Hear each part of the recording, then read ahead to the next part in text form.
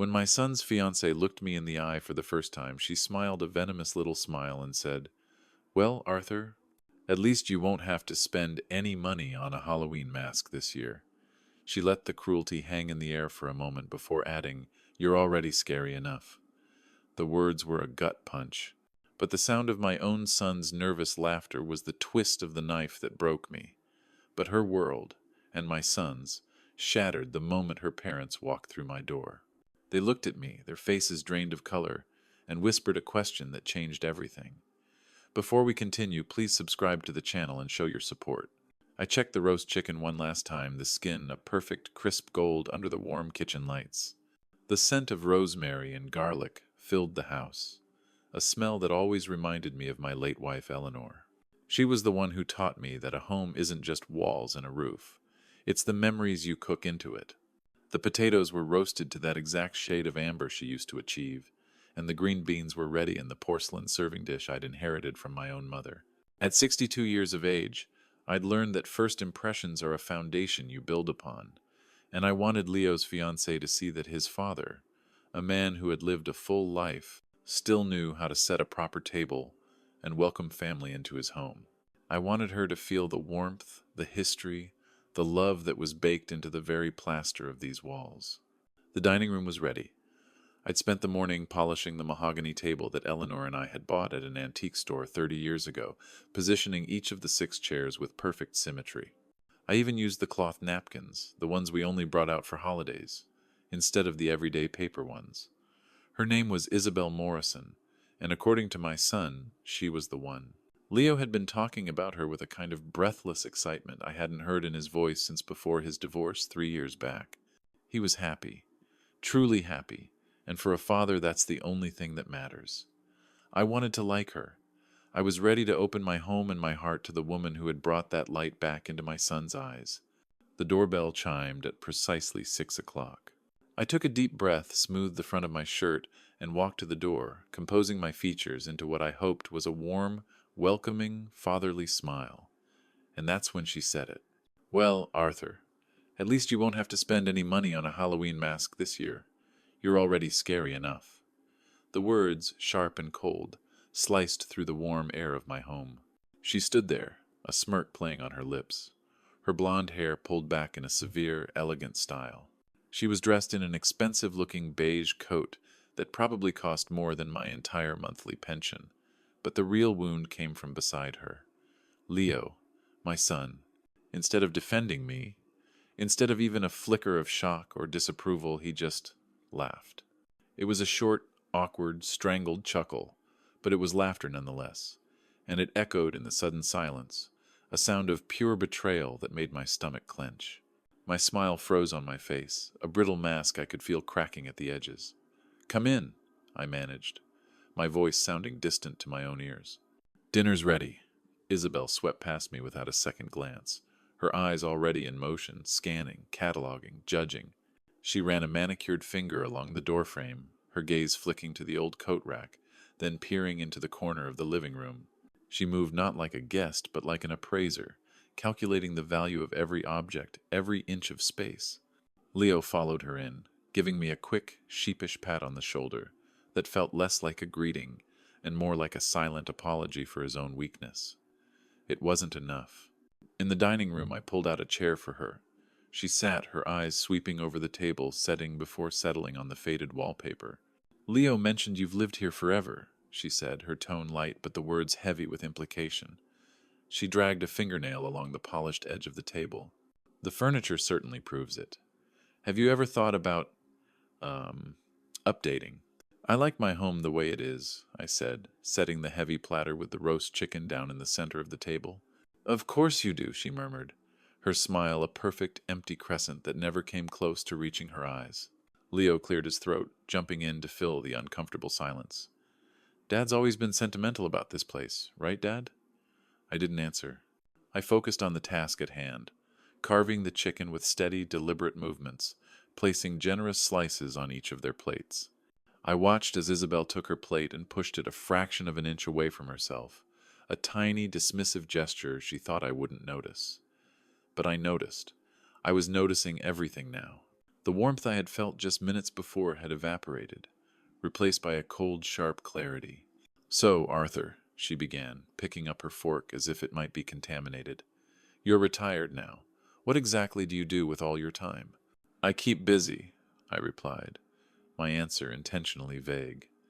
"I'm sure," she said, taking a minuscule bite of chicken and chewing it slowly, deliberately, as if performing a taste test. "It must get lonely, rattling around in such a big house all by yourself. Have you considered downsizing? This place must cost a fortune to maintain." I watched as Leo leaned slightly toward her, a subtle, unconscious shift in his posture that physically placed him on her side of the argument, on her side of the table. Suddenly, I felt like a stranger at the head of my own table, watching them form a silent, united front against me. "The house is paid off," I said, my voice dangerously level, "and the maintenance is manageable." "Oh." Isabel set her fork down, the metallic click loud in the tense room. "Still, 4 bedrooms for just one person seems excessive. And from what Leo tells me, the neighborhood isn't what it used to be. Property values have probably shifted." There it was, the cold, hard edge in her voice. She wasn't making small talk. She was conducting an assessment. "The neighborhood is fine," I stated, my jaw tightening. Of course," she said, placing a hand on Leo's arm in a gesture that was both possessive and dismissive of me. "It's just that Leo and I were discussing options for after the wedding. It seems so silly for us to rent a small apartment when there's all this unused space right here. We could really breathe new life into this place." And in that moment, the entire evening crystallized into a single ugly truth. She wasn't here to meet her future father-in-law. She was here to stake her claim on my property. I looked at my son, but he refused to meet my gaze, his eyes fixed on his plate. "This is my home," I said, my voice quiet but unyielding. Isabel's smile widened, a predatory gleam in her eyes. "Of course it is, for now." The silence that followed was suffocating, thick with unspoken threats and unveiled greed. I could feel a tremor starting in my hands, a hot surge of anger building in my chest. But 30 years of walking into burning buildings while others ran out had taught me a thing or two about control. I knew how to hold the line. I calmly placed my napkin on the table and stood up. "Thank you both for coming, but I think we're done for tonight." Leo's head snapped up, his expression a mask of confusion. "Dad, what are you talking about? We just got here." I repeated, my voice leaving no room for argument. "We're done." Isabel's mask of pleasantry finally slipped, a flash of pure annoyance crossing her face before she smoothed it away, replacing it with an air of wounded dignity. She stood, gathering her purse with slow, deliberate movements. "Well," she said, her voice dripping with false regret, "I suppose we know where we stand." I walked to the front door and opened it, letting the cold March air rush in. Isabel swept past me without a word, her heels clicking an angry rhythm on the porch steps. Leo hesitated, looking back and forth between me and his fiancée, a lost and confused expression on his face, as if he genuinely couldn't comprehend what had just happened, as if he hadn't heard every calculated insult, every dismissive comment, as if he hadn't laughed when she called me scary. "Good night, Leo," I said, my voice flat. He turned and left. I closed the door, turned the deadbolt, and leaned my forehead against the cool wood, the sudden silence of the house pressing in on me. And only then, alone in the sanctuary I had built, did I allow my hands to shake. Chắc chắn rồi. Đây là phần 3. Tiếp nối câu chuyện. Part 3. I never went to bed that night. I sat in my worn leather recliner in the dark, the one Eleanor always used to tease me about, and watched the headlights of passing cars paint fleeting shadows across the ceiling. The house was silent, but my mind was a storm of replays. Isabel's condescending smirk, Leo's weak, hollow chuckle, her casual, predatory mention of unused space, as if my life, my memories, were just an inconvenient obstacle standing between her and my property. The hot anger of the evening slowly cooled, settling into something colder, sharper, and far more dangerous: understanding. This woman didn't see a person when she looked at me. She saw an asset to be acquired, and my son, the boy I had raised to be a good man, was her willing accomplice. By the time the first gray light of dawn crept through the curtains, the hurt had begun to harden into resolve. The shaking had stopped. The phone rang at 8:30 sharp. I looked at the caller ID, saw Leo's name, and felt a profound sense of weary finality. I answered. "You embarrassed us last night," he began, his voice tight with an indignation that was clearly not his own. It sounded rehearsed, fed to him line by line. "Isabel was just trying to connect with you, to be part of the family, and you just shut down. You were rude, Dad. What's your problem?" "My problem?" I almost laughed at the absurdity. "My problem, Leo, is being systematically insulted in my own home by a woman who was casing the joint like a burglar." "She was joking," he shot back, his voice rising. "It was her way of breaking the ice. You're just too sensitive. You took everything the wrong way. You owe her an apology." Something inside my chest, a place that had held a flickering hope for my son, went quiet and cold. The flame was extinguished.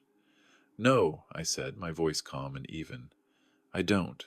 There was a pause, and then a sigh of petulant frustration, the sound a teenager makes when he doesn't get his way. "Fine. Be that way. But don't expect to hear from us for a while." He hung up. I placed the phone back in its cradle, my hand perfectly steady. The weakness from the night before, the trembling shock, had burned itself out, leaving something much harder and more resilient in its place. The battle lines had been drawn, not by me, but for me, and I would not surrender my territory. The week that followed was an exercise in disciplined routine. I took my morning walks, the crisp air a welcome balm. I did my grocery shopping on Tuesday, and had coffee with some old colleagues at the diner on Thursday, sharing stories and laughter that felt like they belonged to another lifetime. But Leo's absence was a palpable presence, a ghost sitting in the empty passenger seat of my car, a void at the other end of the silent telephone. Twice, I found myself driving past his apartment building, a modest, 2-story brick complex downtown. I didn't stop. I didn't call. I just drove by slowly, looking up at the third-floor window, wondering if she was in there with him, whispering her poison in his ear, planning her next move on the chessboard of my life. At night, the house felt cavernous. Instead of turning on the television, I sat at my desk in the den, the glow of the computer monitor casting a sterile blue light on my face. I plunged into a world I knew nothing about: Oregon inheritance laws, the intricacies of estate planning, the legal definitions of property rights. The jargon was dense, the language arcane, but I read for hours, my focus absolute. I took notes in a fresh spiral notebook, my handwriting steady and careful, highlighting passages about protecting assets from contested family claims, about the legal fortitude of living trusts versus simple wills. I was learning the rules of a game I had never wanted to play, a war I had not declared but was now determined to win. Exactly 7 days after that first angry phone call, he called again. His tone was completely different this time, buoyant, excited, rushed. "Dad, I have great news. Isabel and I are officially engaged. We set a date. The wedding's in July." I held the phone, measuring my response, refusing to be swept up in his manufactured joy. "That's fast, Leo." "Well," he said, the happiness in his voice sounding genuine for the first time, "when you know, you know." And in that moment a part of me ached for him, for the son who was so convinced, so blind. "And Dad, we've been discussing logistics." There it was, the other shoe, the true purpose of the call. "Your house just makes perfect sense for us to start our life together." "What are you talking about?" I asked, though I already knew the answer. The script was all too predictable. "Think about it. You've got all that room and you're just there alone. 4 bedrooms, Dad. 4 bedrooms just sitting empty. We'd be helping you out, really. Keeping you company, helping with the bills. Isabel's already been looking at paint colors for the guest rooms online." The sheer, unmitigated arrogance of it stole my breath. "Those aren't guest rooms, Leo," I said, my voice dangerously soft. "And this is my house." The forced cheerfulness in his voice evaporated, replaced by a familiar, ugly tone of frustration. "Don't be selfish, Dad. This is about family. It's time you started thinking about someone other than yourself." Family. The word coming from his lips tasted like ash in my mouth. "Let me be perfectly clear, Leo, so there is no misunderstanding between us. You and Isabel will not be moving into my house. Not now, not after the wedding, not ever. This conversation is over." I hung up the phone before he could utter another word. I sat there in the profound silence, holding the dead receiver in my hand, feeling the final tectonic shift inside me. The hurt was gone. The sadness was gone. I was done being defensive. I was done being the wounded party. They wanted to play chess with my life, using my home as the board and my son as a pawn. Fine, but they had just made a critical error. They had underestimated their opponent. They had mistaken my quiet dignity for weakness. Chắc chắn rồi. Chúng ta sẽ đi sâu hơn vào câu chuyện với phần 4. Part 4. I walked with purpose to the small spare bedroom I'd converted into a home office years ago. I pulled open the heavy drawer of my old metal filing cabinet, the one that had survived 3 moves and a lifetime of use, and retrieved the files that represented the sum total of my life. The deed to the house, printed on thick, heavy paper. My existing will, drafted with Eleanor a decade ago, a document now filled with ghosts and outdated assumptions. Bank statements, pension information, investment portfolios. I spread everything across the polished surface of my oak desk, a tangible map of my existence. Everything I had worked for, everything Eleanor and I had built together through 30 years of me crawling through smoke and carrying strangers out of burning buildings while she kept the home fires burning. Everything they thought they could just walk in and claim, simply because I was getting older, because I was alone, because they had deluded themselves into believing I was too sentimental or too weak to fight back. They had fundamentally misjudged the man they were trying to dispossess. I picked up the phone and dialed the number for a mobile notary service I'd found online. A crisp, professional voice answered on the second ring. "I need someone to come to my home to witness and certify estate documents," I said, my voice steady. "Yes," I replied when she asked. "As soon as possible." She arrived 2 days later, a no-nonsense woman in her 40s named Miss Albright, carrying a worn leather briefcase that radiated competence. I had spent the intervening 48 hours drafting, researching, and preparing, ensuring every sentence was ironclad, every loophole sealed shut.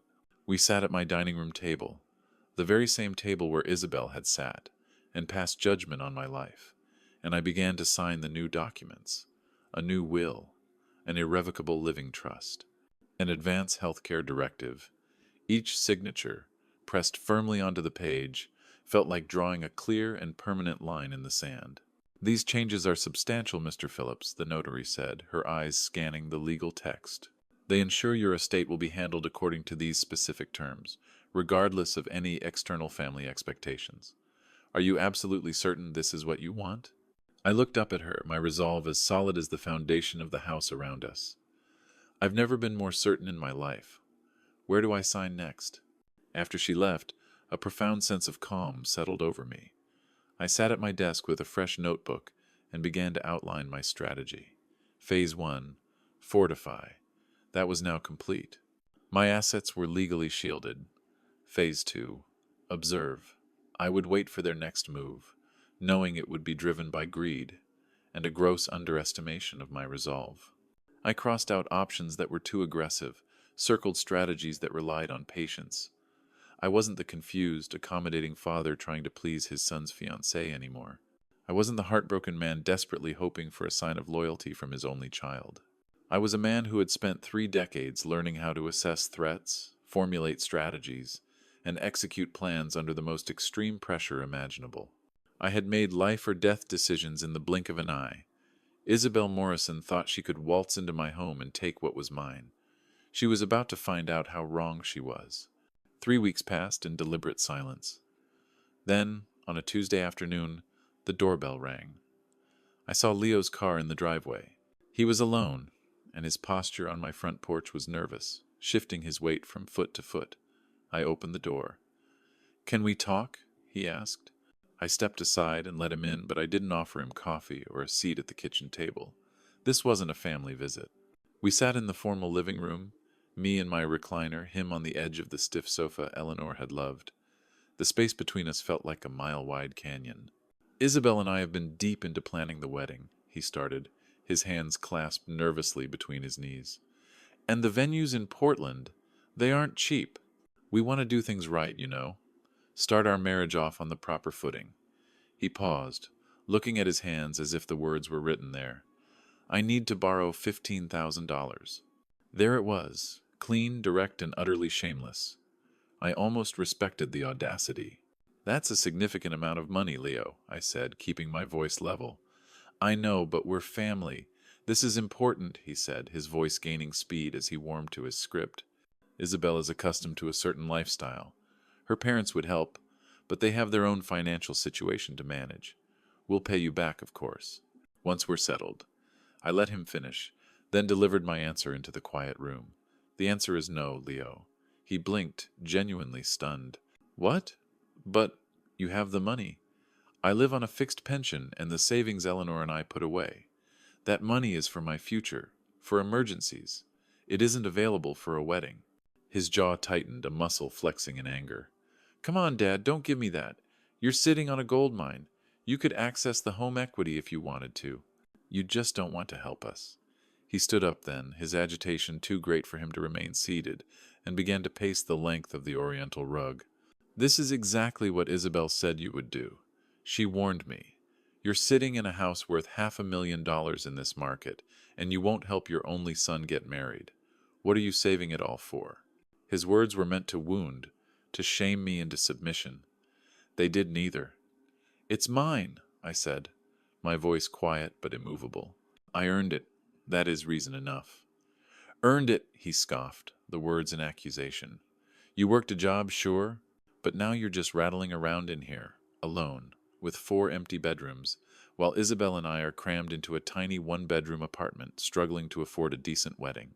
His self-pity was staggering. And you won't what, Leo? Hand over my equity because your fiancé is used to a certain lifestyle? His face flushed a deep, mottled red. That's not fair.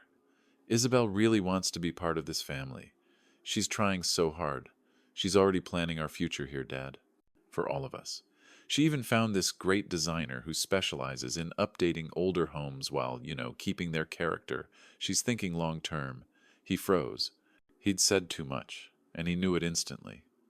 The carefully constructed facade of the desperate son had crumbled, revealing the greedy opportunist underneath.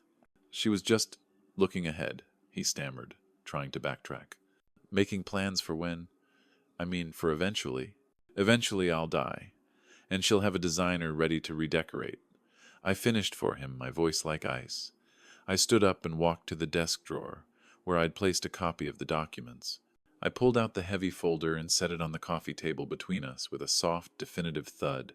Since we're discussing my assets and what happens to them eventually, you should know that I've recently revised my estate plan. He stared at the folder as if it were a venomous snake. I let the silence stretch before I delivered the final blow. When I die, this house will be sold. The entirety of the proceeds, along with my other assets, will be donated to the Portland Firefighters Benevolent Fund. His face went white. He looked as though I had physically struck him. You're cutting me out of your will? I'm ensuring that my property, which was earned through 30 years of service and sacrifice, serves people who understand and respect what that service and sacrifice entails. This is insane, he whispered, his voice cracking. You're doing this just because you don't like Isabel. I'm doing this because she has shown me exactly who she is, and you have been too blinded by your own desires to see it. He snatched the folder from the table and ripped it open. His hands shook as he scanned the official papers, the notary's seals, the foundation's letterhead. She was right about you, he said, his voice low and trembling with rage. She said you'd never accept her. She said you'd find a way to punish us. I walked to the front door and opened it. This conversation is over. Dad, please. Leave, Leo. He stood there for a long moment, clutching the folder, his face a maelstrom of confusion and anger. Finally, he stalked out. I watched him cross the lawn to his car, but he didn't get in right away. He leaned against the driver's side door, his head bent. I stepped closer to the living room window, peering through the curtains. He wasn't just standing there. He was talking, and the phone wasn't pressed to his ear. It was resting on the roof of the car, on speaker. She had been on the line. She had been listening to the entire conversation, coaching him, hearing every single word. As he finally got into the car, I caught a glimpse of his phone screen through the windshield. Her face was there, and her expression wasn't hurt or confused. It was the cold, hard, calculating face of a predator whose prey had just escaped the trap. Tu te veux de la femme? Part 5. I closed the door, the lock clicking into place with a satisfying finality. I returned to the garage and finished repairing a loose hinge on my workbench, my hands as steady as a surgeon's. There was no anger, no regret, just the quiet, profound calm that comes from knowing you have made the right move at precisely the right time. They had wanted my house. They had planned for it, counted on it, and built their imaginary future within its walls. I had just shown them, in the clearest possible terms, that the property was condemned, at least for them. The phone rang an hour later. Leo. I let it go to the machine. It rang again 20 minutes after that. I ignored it again. Let them sit with it. Let them stew in the consequences of their own greed. Let them understand that I was not negotiating. That night, I sat at my desk and updated my notebook. I recorded the date, the conversation, Leo's revealing slip about the designer, and my chilling discovery of Isabel listening in on the call. Every detail was documented and time-stamped, evidence of their coordinated intentions. My father always used to say that in any fight, the person who stays the calmest is the one who wins. Not the strongest, not the fastest, but the one who can think clearly while everyone else is lost in emotional chaos. Pearl Morrison had made one critical, fatal mistake. She'd underestimated the man she was fighting. The phone call that came a week later was so unexpected, it immediately put me on high alert. Dad! It was Leo, but his voice was different. It was careful, measured, and stripped of the anger from our last encounter. It sounded rehearsed. I know things got heated last time, he said. Isabel, she feels just awful about how everything went down. She was emotional, and she feels she owes you a real apology. Can we please take you to lunch, just to talk? No agenda. I let the silence stretch, listening to the soft static on the line, to my son's anxious breathing. They had regrouped, planned a new angle of attack. A neutral location, I said finally. Tomorrow, at noon. I'll choose the place. Sure, Dad. Yeah, whatever works for you, he said, the relief in his voice palpable. I picked a noisy, unpretentious diner near the downtown courthouse, the kind of place with vinyl booths and thick ceramic coffee mugs.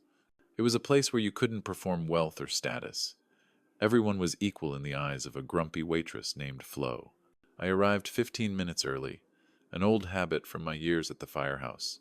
Always know your exits. Always see who's coming. I took a booth in the back, my back to the wall, with a clear view of the entrance. They walked in at noon exactly. Isabel's transformation was remarkable. She had dressed down in simple jeans, a plain white blouse, and minimal makeup. The flashy jewelry from our first dinner was gone, and her hair was pulled back in a soft, simple ponytail instead of the severe corporate style she'd worn before. Every single detail of her appearance was calculated to project humility and sincerity. They slid into the booth across from me, and Isabel folded her hands on the table, making direct, earnest eye contact. Arthur, I need to apologize, she began, her voice a pitch-perfect blend of contrition and vulnerability. I was so nervous about meeting you, and I overcompensated by being critical and judgmental. It wasn't fair to you, and it's not who I want to be. Leo talks about you with so much love, and I truly want us to start over. If I hadn't seen her cold, calculating face on that phone screen, I might have actually believed her. Actions matter more than words, I said, my voice neutral. I understand, she replied, nodding seriously. Please, just let me prove it. The lunch was a masterclass in civil performance. Isabel asked all the right questions, the ones she should have asked at that first disastrous dinner, about my life, my career before retirement, my memories of Eleanor. I answered with just enough detail to seem engaged, but not enough to seem warm. I watched as Leo visibly relaxed, fooled into thinking his father and his fiancée were finally connecting. When the check came, Isabel reached for it immediately. Please, let me get this, she insisted. I let her pay, watching as she carefully counted out the bills, making sure the server saw her leave a $20 tip on a $30 bill. It was all a performance, every last bit of it. 3 days later, they showed up at my front door with grocery bags. We were at the store and just thought of you, Leo said, his grin wide and genuine. It wasn't spontaneous. The bags were filled with expensive items I'd never buy for myself. Imported olive oil, artisan sourdough bread, organic vegetables from a specialty market. Isabel moved through my kitchen as if she were trying on the space for size, putting things away, making helpful comments about my organizational system, and complimenting the very tile backsplash I was certain she had privately criticized to Leo. "This kitchen has such great bones," she said, running her hand along the countertop. "You just don't see craftsmanship like this anymore." The visits became a regular occurrence, first once a week, then twice. Sometimes they brought groceries, other times they offered to help with yard work I had been doing myself for 30 years and didn't need any help with. Isabel's performance was flawless, but I was watching for the cracks, and eventually they began to appear. One afternoon she was standing at my front window, looking out at my neighbor Tom's yard across the street. "Your neighbor really should do something about that lawn," she commented idly. "It makes the whole street look unfortunate." "Tom works 2 jobs to support his family," I replied, my voice edged with a warning she didn't hear. "He does his best." "Well," she sighed, "property values affect everyone. Some people just don't understand that." I filed the comment away in my mental dossier. On another visit, as she was helping put away the groceries she'd brought, she pivoted the conversation toward my finances. "Have you ever thought about what you'll do with the house eventually? I mean, the upkeep alone must be so expensive." Leo and I were just researching reverse mortgages the other day. They seem like a great option for someone in your position. "I am not discussing my finances with you, Isabel," I said, my tone leaving no room for argument. She backed off immediately, smiling and changing the subject, but the probe had been launched. Her objective was clear. The final fatal mistake came 4 weeks into this meticulously orchestrated charm campaign. They visited on a Sunday afternoon. At one point, Isabel excused herself to use the bathroom upstairs. They left an hour later, and as I was tidying the living room, I found them. On my coffee table were 2 glossy magazines, Restoration Hardware and West Elm. Expensive furniture catalogs I would never in a million years order for myself. I picked one up. Dozens of little sticky notes marked various pages, and on them, in Isabel's neat, looping handwriting, were her plans. Master bedroom, lighter colors, would open up the space. Living room, modern, minimalist. Replace that awful wallpaper. Guest room Hasson, convert to home office for Leo. She had written the actual room names from my house. She had marked furniture for spaces she didn't own. I realized with a cold certainty that she had left them here deliberately. It was a message, a claim, a quiet, arrogant preview of her intentions. I was ready for them on their next visit. "You left some of your reading material here last time," I said casually, holding up the Restoration Hardware catalog. I watched her expression flicker first, a microsecond of surprise that I'd found them, then a quick shift to calculated nonchalance. "Oh, those, silly me. I was just getting some ideas for our apartment," she said with a light, dismissive laugh. I didn't smile. I opened the catalog to a page she had marked, the one with a photo of a king-sized bed and elegant nightstands. I read her note aloud. Master bedroom, lighter colors. I looked up and met her gaze. "You don't have a master bedroom in your 1-bedroom apartment, Isabel." Her smile froze. Her eyes darted toward Leo, who just looked confused. I must have been thinking about dream houses," she stammered, trying to recover. "You know how it is, looking at furniture and just imagining." "Yes," I said, setting the catalog down on the table between us. "It seems you were imagining my master bedroom. In my house." "Dad," Leo started, jumping to her defense. She was just what, Leo? Planning to redecorate my home again? After all these apologies and performative visits and promises that she's changed? I turned my full attention to Isabel. Her mask had finally cracked. "You haven't changed a thing," I said, my voice low and steady. "Except your tactics." For a split second I saw a flash of pure, undiluted rage in her eyes before she wrestled it back under control. "You're being paranoid," she said, but her voice was brittle now, the warmth gone. "Am I?" I asked the room at large. "Or have I just spent the last month watching a performance, all while my home was being secretly redesigned behind my back?" They left shortly after that, the warmth of their goodbyes as fake as the rest of her act. Isabel's performance had shattered, and she knew it. The war hadn't ended.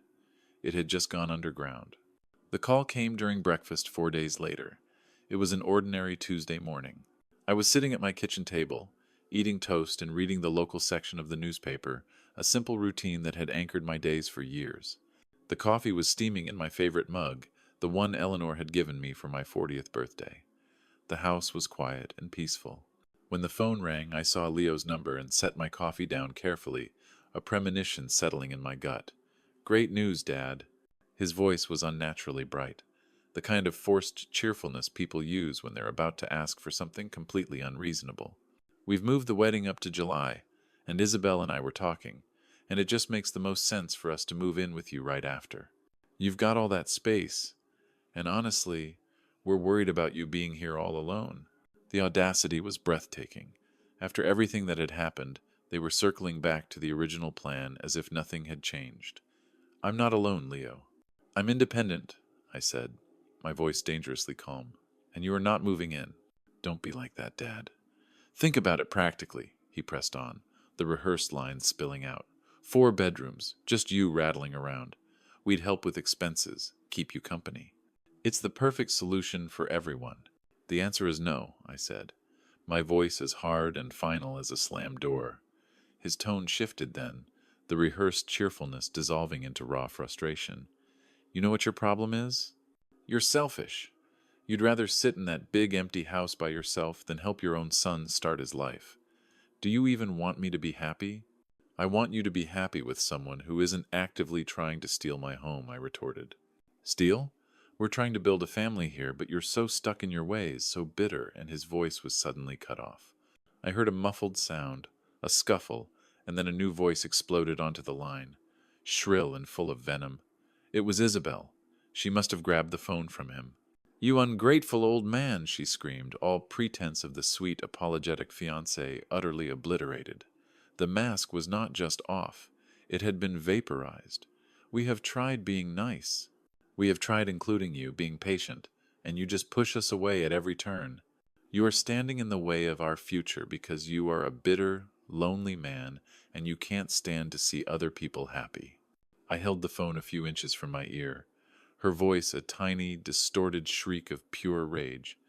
This was the real Isabel, not the humble woman in the diner, not the helpful guest in my kitchen. This was the greedy, entitled predator I had seen from the very beginning. "This conversation is over," I said calmly into the storm of her fury. "We'll see about that," she spat, just before I hung up. I placed the phone on the table. My toast had gone cold. My appetite was gone. The silence that descended on the kitchen was heavier now, pregnant with the certainty of what was to come. 3 days of quiet passed. Then the mail arrived. Tucked between the usual bills and junk mail was a professional cream-colored envelope. The return address read, Portland Realty Group. My hands were steady as I slid it open with a kitchen knife. Standing at my counter, I read the letter. "Dear homeowner, thank you for your interest in our property evaluation services. Per the request submitted by Miss Seahees, Isabel Morrison, on behalf of your family's estate planning, we have prepared a preliminary market analysis for your property at M-Dad." I read it twice, the words seeming to float off the page. "The estimated market value, $540,000. The request date, 3 weeks ago." Right in the middle of her charm offensive. While she was visiting with organic groceries and fake smiles, while she was leaving furniture catalogs filled with her renovation plans, she was actively pricing my house. She had been researching what my property was worth, calculating her potential profit, and planning its sale, all while pretending to apologize for her past behavior. I picked up the phone and dialed the number for the real estate agency. A pleasant-sounding woman answered. "I am the owner of the property at this address," I said, my voice devoid of emotion. "I never authorized this appraisal." There was a pause on the other end, the sound of keys clicking. "Sir, our records show that a Miss Isabel Morrison contacted us. She indicated she was your son's fiancée, and that you had both agreed to explore options for estate planning purposes." "I agreed to nothing," I stated. "I want you to send me all correspondence related to this request. Every email, every note, every document you have." "Of course, sir. I apologize for the confusion. We'll send a file over today." I hung up. She hadn't just wanted my house. She was already treating it as if it were hers to sell. That afternoon, I drove downtown to a glass and steel office building I'd researched days before. The plaque in the lobby read, Chen and Associates, Attorneys at Law. The receptionist showed me to a corner conference room with a panoramic view of the Willamette River. A few moments later, Miss Rebecca Chen walked in. She was a woman in her 50s with sharp, intelligent eyes, wearing a tailored navy suit. Her handshake was firm and confident. "Tell me what's happening, mister." "Phillips," she said, getting straight to business. I laid out the documents across her gleaming mahogany table: the property deed, my previous will, the letter from the real estate agency, and the furniture catalogs, open to the pages with Isabel's sticky notes. I explained the entire situation, from the first disastrous dinner to the screaming phone call, recounting the facts without emotion, just as I would have detailed an incident report years ago. She listened intently, her pen flying across a legal pad, asking pointed questions every so often. When I finished, she looked up from her notes, her expression grim. "What you're describing, Mr. Phillips, is a classic case of financial exploitation positioning," she said. "She's laying the groundwork to claim an interest in your property, likely through undue influence claims after a marriage to your son. The fact that she was already researching market value is extremely telling. She's not just thinking ahead, she's planning a hostile takeover." "Can she succeed?" I asked. "Not if we act decisively," Miss Chen replied, a flicker of a warrior's smile on her lips. "Your mental competence is perfectly clear, and your decisions are sound. We are going to create a set of legal structures so airtight she won't be able to find a single crack to wedge her fingers into." For the next hour, she outlined her strategy. Amendments to the living trust to make it ironclad, updates to the transfer on death deed, a new will accompanied by a signed affidavit of mental competency, and official, certified letters to be sent to my son, explicitly stating his non-inheritance status regarding the property. "These documents, properly executed and witnessed," she explained, "create legal barriers that even the most aggressive litigation will struggle to break through. She will have no legal standing to contest anything." For the following 40 minutes, I signed papers. Each signature was witnessed by Miss Chen and her paralegal, then stamped with a notary's seal, dated and copied. Each page was another lock on a door Isabel had been planning to kick down. When we were finished, Miss Chen handed me a heavy leather portfolio containing copies of everything. "Keep these somewhere secure," she advised, "and make sure your son knows they exist." Transparency removes her ability to claim surprise or manipulation later. I drove home with that portfolio sitting on my passenger seat. Back in my house, I filed the originals in my safe and laid the copies out on my dining room table one last time, reviewing the fortress I had just built. Isabel Morrison had walked into my life with a blueprint for my destruction, and I had just locked her out of the construction site. Forever. A week passed in careful, deliberate silence. I worked in my garage, tended to the late summer vegetables in my small garden, and had coffee at the diner with my neighbor, Tom. I was settling into the quiet, somber understanding that my relationship with my son might be permanently severed. The thought hurt less than I expected. Perhaps I had been mourning its loss for longer than I realized. Then, the phone rang on a Tuesday afternoon. It was Leo. I almost didn't answer, but some final, lingering instinct of fatherhood made me pick it up. "Dad." His voice sounded hollowed out, exhausted. The anger and bravado were gone, replaced by a deep, weary sadness. "I know you're angry. I know Isabel crossed lines you can't uncross. But the wedding is in 3 weeks, and I can't get married like this. With this war between you." I said nothing, letting him fill the heavy silence. "Isabel's parents, Robert and Carol, they're good people, Dad. They're flying in next week. Maybe if we all just meet, if we have one more dinner. Please." The idea of having them in my home again felt like a violation, but then a different thought emerged. He was offering a final confrontation on my home turf, a place where I was in complete control. It would be the definitive end, one way or another. "I will do this one dinner," I said finally, my voice firm. "But you need to understand, Leo. This is the last attempt. There will be no more negotiations. No more second chances. After this Saturday, we will all know, permanently, where we stand. I understand, he breathed, relief flooding his voice. Thank you for giving us this. Don't thank me yet, I replied. The truth has a way of showing up to these kinds of gatherings. We set it for Saturday evening at 6 o'clock. He would bring Isabel. Her parents would arrive separately. 6 people, 1 table, and an ending waiting to be written. I spent the next few days preparing, not like a host, but like a tactician setting the stage. I cleaned the windows until they gleamed, letting the autumn light flood into every room, leaving nothing to hide in the shadows. I polished the mahogany dining table, that same surface where so much had already transpired, until it shone like dark water. I planned a menu that was neither extravagant nor simple roast chicken, seasoned vegetables, fresh bread food that spoke of competence and care, not a desire to impress. On Saturday morning, I woke before the sun, a lifetime of early shifts ingrained in my bones. I dressed carefully in pressed khakis and a simple button-down shirt, respectful, but not celebratory. By 5 o'clock, the house smelled of home and warmth, a stark contrast to the Cold War that had been waged within its walls. I stood in the dining room, looking at the 6 places I had set, and felt a profound sense of calm. I'd spent 30 years running into burning buildings. I learned early on that fear is useless, cargo and panic is a death sentence. You assess the situation, you make your plan, and you execute it with calm precision. This was no different. Whatever walked through my door tonight, anger, manipulation, or even a genuine attempt at reconciliation, I was ready for it. Headlights swept through my front window at 5:40, 20 minutes early. A power move. I took a slow breath and walked to the door.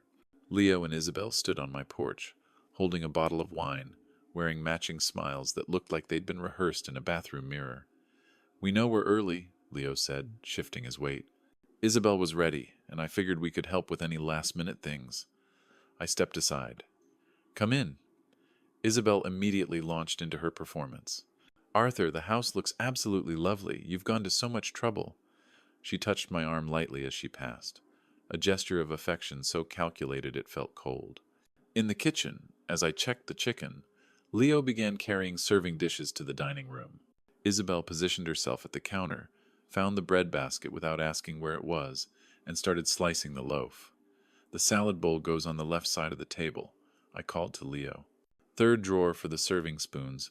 I remember from my other visits," Isabel said, her voice bright. The words were a deliberate signal. "I've studied this house. I know its secrets. I belong here." Her eyes met mine, and beneath the helpful performance, I saw the cold gleam of satisfaction. She thought she was winning. Just then, Leo's phone buzzed. He pulled it from his pocket and grimaced. "Work? You've got to be kidding me. I am so sorry I have to take this. 2 minutes, I promise." He gave Isabel an apologetic glance and stepped out onto the back porch, pulling the glass door closed behind him. Through the window, I could see him pacing, gesturing angrily as he talked into the phone. The kitchen, which had been buzzing with false conviviality, suddenly felt small and airless. It was just Isabel and me. Her smile vanished. The transformation was instantaneous and chilling, like watching a mask slide off to reveal the true face beneath. Her expression went cold, hard, predatory. "You understand your mistake now, don't you, old man?" Her voice dropped to a low, venomous hiss, quiet enough that Leo wouldn't hear through the glass. "Leo is on my side, completely. He does whatever I tell him. You've been playing your little games, changing your will, talking to your lawyers, but you've already lost." She moved closer, leaning against the counter, invading my space. "After the wedding, this house, your money, it's all just a matter of time. Leo will convince you, or I'll wait you out. Either way, what are you, 62? How many years do you really have left?" "Enough," I said quietly. She laughed, a soft, mocking sound. "Look at you, alone in this big house, clinging to your furniture because it's all you have left. You couldn't even keep your wife, and you're losing your son. You're just a sad old man who thinks a few pieces of paper are going to stop me." The doorbell rang. Her expression flickered. For a fraction of a second, the predator was startled, caught mid-strike. Then she straightened up, smoothed her dress, and the warm, pleasant smile clicked back into place as if she'd flipped a switch. The back door slid open, and Leo stepped back inside, oblivious. Sorry about that. Work crisis averted. Did I miss anything? Just me telling your father how much this evening means to us, Isabel said, her voice pure honey and warmth. Her parents should be here any minute, Leo said, joining me as I walked toward the front door. You're really going to like them, Dad. They're good, down-to-earth people. I placed my hand on the cold brass doorknob, a strange electric feeling coursing through me, an instinct honed by 3 decades of sensing unseen dangers, of knowing when a structure was about to fail.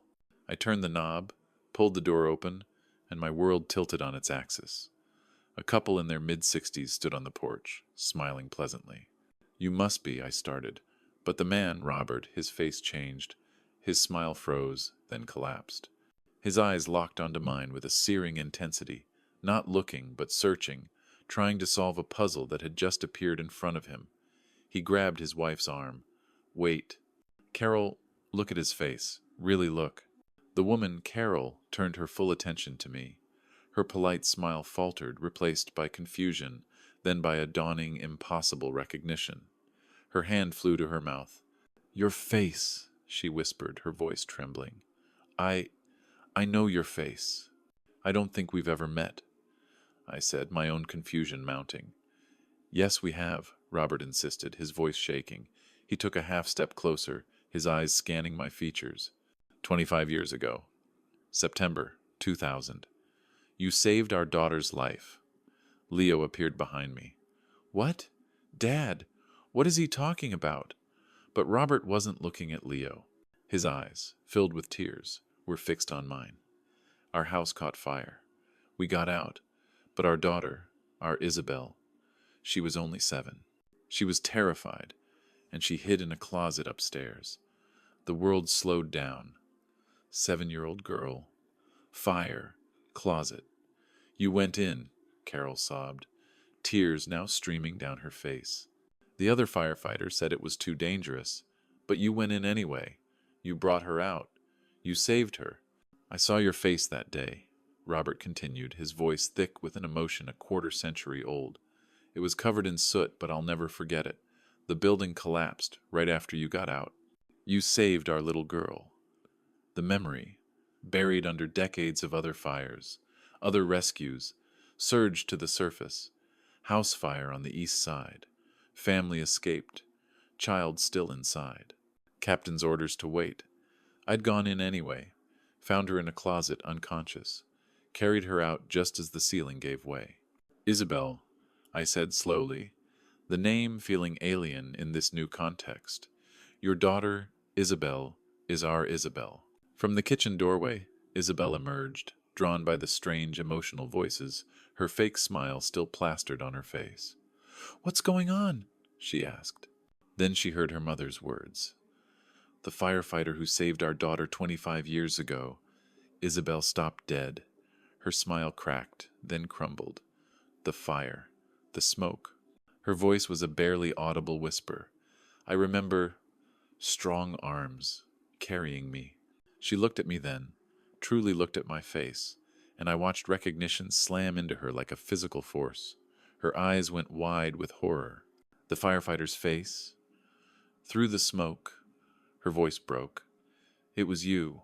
She stared at me, her mind connecting the man she had called scary, the man she had mocked and tried to dispossess, with the faceless hero of her childhood trauma. Her face went bone white. You saved me, she whispered. And then her legs gave out. She dropped to her knees on my living room floor, her hands flying to her face as a raw, strangled sob was torn from her throat. Oh God, what have I done? In the stunned silence of the hallway, with my son speechless and Isabel's parents gripping my arms, I knew we couldn't remain frozen in that moment of impact. I guided them all to the dining room, to the table that had been set for a battle but would now serve as the site of a truce. The food sat cooling and forgotten as Isabel, through broken sobs, confessed everything a lifetime spent trying to outrun the scared 7-year-old girl in the closet, building an armor of cruelty to hide the scars, both visible and invisible. She had become a monster to prove she wasn't a victim. When she was finished, I looked at the broken woman before me and made a choice. I went into that fire to save a child who deserved a chance at life, I said, my voice clear and steady. I'm disappointed that child grew into someone who would treat others with such contempt. But I see genuine remorse now, so I forgive you, Isabel. However, I added, my tone firm, forgiveness isn't the same as trust. Trust must be earned, through actions, not words. And to her credit, she began to do the work. The extravagant wedding was cancelled, replaced by a small, simple ceremony in a garden. She started seeing a therapist to unpack the trauma that had twisted her into the person she'd become. When they signed a lease, it was for their own two-bedroom apartment across town, a decision she had insisted on, telling Leo they needed to build their own life in their own space. A few weeks later, a handwritten letter arrived, a multi-page, heartfelt apology for every insult, every manipulation, acknowledging that she was grateful I had given her a chance to become someone better. I had prepared for war, building legal fortifications to protect what was mine. But in the end, my victory wasn't found in a lawyer's office. It was won by refusing to be moved from my principles, by protecting my dignity without becoming cruel in return. It was about holding my ground long enough for the truth to do its work. Tonight, as the sun sets, I'm sitting on my front porch, the evening air cool and peaceful.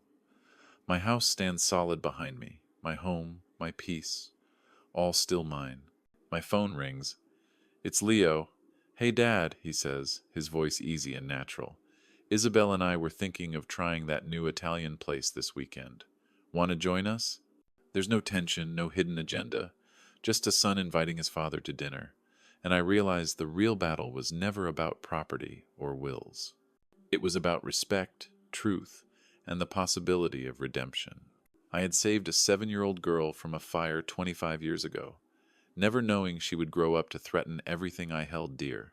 But by standing my ground, I had in a way given her a second chance to become someone worth saving all over again. If you were moved by this story, please like this video, subscribe to our channel for more content like this, and share your own impressions in the comments below. Thank you for watching.